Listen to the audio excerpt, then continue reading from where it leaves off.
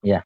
Pertanyaannya yaitu, benarkah ahlul hadis, orang yang sudah belajar hadis, mendalami hadis, itu identik dengan tidak bermazhab atau tidak ikut mazhab siapapun gitu. Artinya dia punya mazhab sendiri, punya istihadnya sendiri. Udah ya. Ya, Bismillahirrahmanirrahim. Kita ulangi lagi soal yang terakhir ini. Apakah identik semua ahlul hadis itu tidak bermadhab? Kita terlebih dahulu harus mengerti dulu apa itu madhab. Madhab itu dari kata zahaba. Dia masdar dari zahaba yadhabu zahaban wa madhaban. Yang artinya bisa dijadikan itu tempat apa namanya untuk tempat pergian. Itu untuk tempat berpergi kemana, kita pergi ke arah kemana. Nah, mungkin dari dalam masalah ilmu syar'inya, mazhab itu seperti hasil pemikiran seorang mujtahid mutlak terhadap suatu hukum yang dia hasilkan dari ijtihad, dari dalil-dalil yang dia kumpulkan dan dia simpulkan. Itu mazhab. Maka kalau pertanyaannya sekarang, apakah identik semua orang ahlul hadis itu tidak bermadhab? Kalau kita lihat, sebenarnya kita harus tahu dulu sebenarnya manusia ini dibagi menjadi 4 golongan. Ada yang namanya mujtahidun mutlak. Nah, mujtahidun mutlak kalau dia sudah sampai derajat kalau dia sudah sampai derajat mujtahidun mutlak, haram dia ikut mazhab lain karena dia mazhab. Tetapi di zaman sekarang yaqilul ilmu. Ilmu itu semakin dikit. Jadi sudah tidak ada orang yang disebut dengan mujtahid mutlak. Nah, ada orang juga yang dalam martabatnya itu mujtahidul mazhab. Seperti Imam Nawawi murajjih di mazhab Syafi'i. Jadi yang mentarjih-tarjih permasalahan fikih Syafi'i ya Imam Nawawi, disebutnya mujtahidul mazhab. Ada muqallid dan kita itu semua muqallid. Muqallid itu kita mengikuti apa yang dihasilkan oleh ulama tanpa harus berijtihad. Nah, kita ini makomnya bukan ijtihad. Ada ami itu orang yang tidak yang orang umum, artinya dia cukup dengan jawaban ustadznya sudah menjadi pegangan dia. Maka kalau dia itu masuk derajat yang pertama mujtahidul mutlak, maka dia haram untuk mengikuti madhab. Karena dirinya dialah itu madhab. Tetapi pertanyaannya zaman sekarang itu sudah tidak ada lagi mujtahidul mutlak. Bahkan kalau sekarang kita katakan kepada orang-orang yang mengatakan bahwasannya saya mengikuti dalil Quran dan Sunnah tanpa harus mengikuti fikih. Kira-kira seberapa hebat dia dengan Imam Syafi'i sehingga mengatakan saya nggak ikut mazhab, tapi ikut dalil Quran dan Sunnah. Kira-kira dia itu sederajat dengan siapa?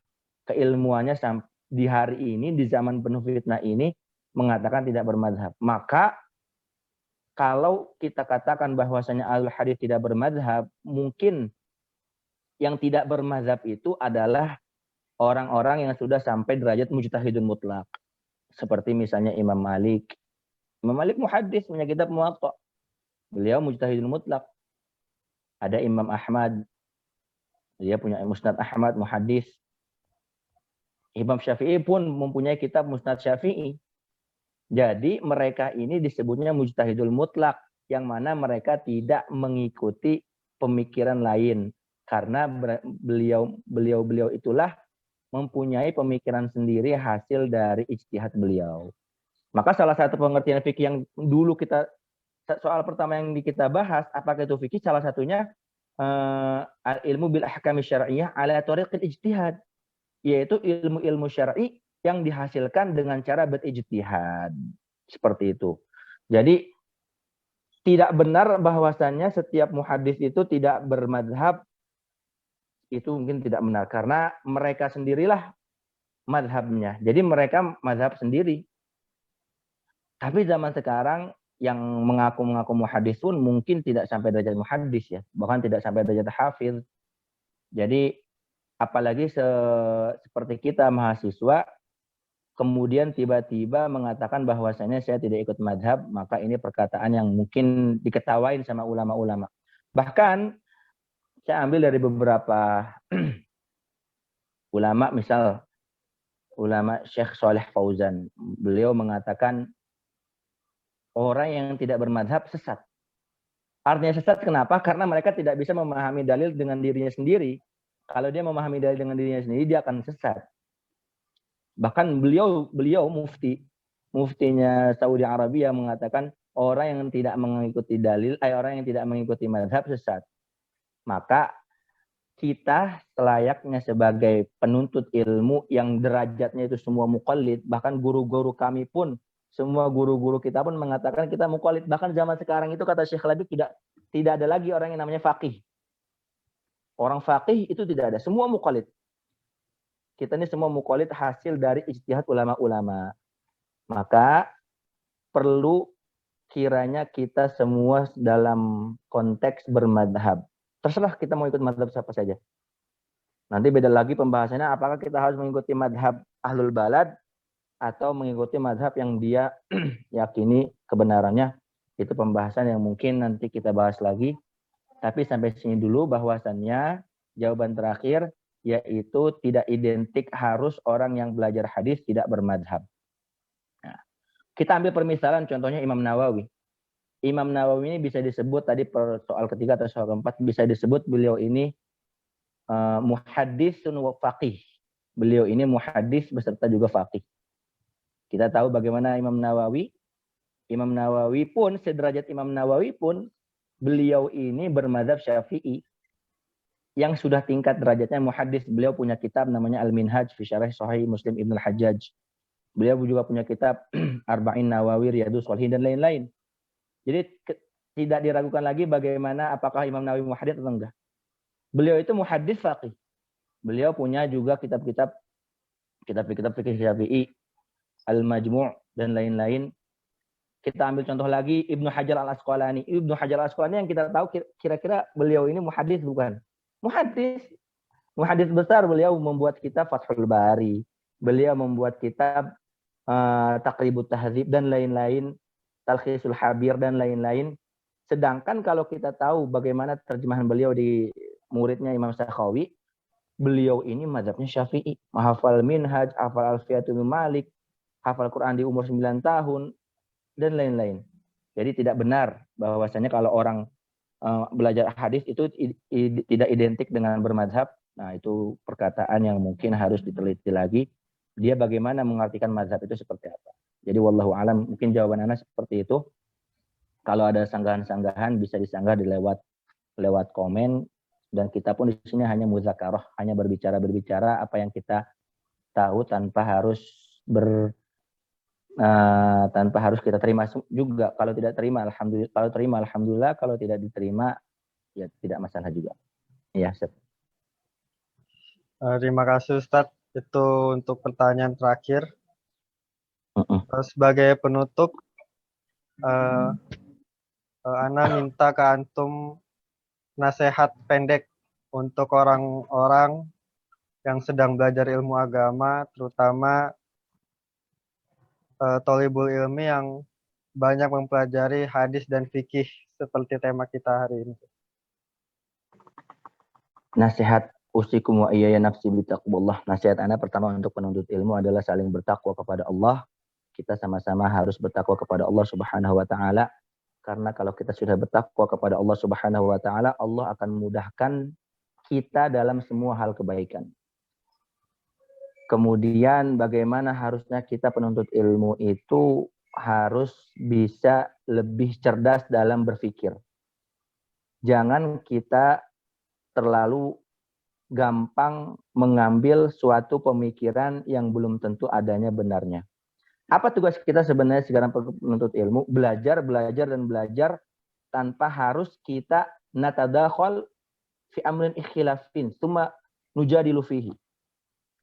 Kita sekarang tugasnya belajar tanpa harus kita mencemplungkan diri kita ke suatu permasalahan furu' atau permasalahan-permasalahan yang berbeda pendapat yang kemudian kita malah sibuk ribut di dalamnya. Kita penuntut ilmu itu terus belajar. kita tidak usah berbicara kita harus bermazhab atau tidak bermazhab. Saya ini belajar hadis saja apa belajar fikih? Semua pelajarkan. Bahkan kita mempunyai guru namanya Syekh Hamid Akram Bukhari. Beliau mengatakan, khudz min kulli syai'in syai'an wa min syai'in kulla syai'. Ambil dari semua ilmu-ilmu agama ini sesuatu-sesuatu, sedikit-sedikit. Artinya kita sebagai penuntut ilmu harus tahu. Quran kita tahu. Hadis kita tahu. Fikih kita tahu. Fikih dengan cabang-cabangnya, usul fikihnya, qawaidul fikihnya. Hadis dengan ilmu-ilmu yang lain, mustalahul hadisnya, ilmu rijalnya, ilmu jarh wa ta'dilnya, tafsir dan lain-lain, ilmu ulumul Quran dan lain-lain. Jadi penuntut ilmu itu jangan terlalu disibukkan dengan permasalahan-permasalahan yang membuat dia malah berhenti dan akhirnya bingung. Kebingungan apa yang harus saya pelajari kalau seorang satu kubu mengatakan jangan belajar ini, satu kubu tidak mengatakan belajar terus. Jadi tanpa harus menyibukkan diri dengan permasalahan-permasalahan khilafiyah. Nanti kita akan tahu sendiri. Kita akan tahu sendiri bagaimana kadar keilmuan kita setelah kita banyak belajar. Biasanya orang baru pertama belajar, mereka akan merasa dirinya itu benar. Merasa yang selain dari dia itu salah. Tapi coba kalau dia terus belajar, baca semua kitab, baca semua ilmu semua ilmu dari ilmu Quran, tentang hadis, tentang fikih, tentang ilmu alat, dia akan tahu bahwasanya dia lama-lama bodoh. Oh ternyata yang dulu saya anggap diri saya benar, ternyata enggak juga seperti itu. Jadi orang akan banyak insaf ketika orang banyak membaca kitab. Kalau orang tidak banyak membaca kitab, dia tidak akan insaf. Maka orang pintar itu, orang cerdas itu, orang yang sedikit berbicara. Orang yang sedikit berbicara. Jadi jangan terlalu kita menyibukkan sebagai penuntut ilmu di dalam masalah-masalah seperti ini. Terus belajar dan juga imbangi belajar kita dengan ketakwaan kepada Allah Subhanahu wa taala. Wallahu a'lam bishawab. Baik, Ustaz Aris, terima kasih atas ilmunya dan Barakallahu nasihatnya. fikum. Amin. Semoga kita semua yang mendengar juga bisa mengambil manfaat dari majelis online ini. Iya. Semoga ini juga ikhlas untuk Allah Ta'ala. Dengan ini anak tutup. Wabillahi taufiq wal hidayah. Wassalamualaikum warahmatullahi wabarakatuh. Waalaikumsalam warahmatullahi wabarakatuh.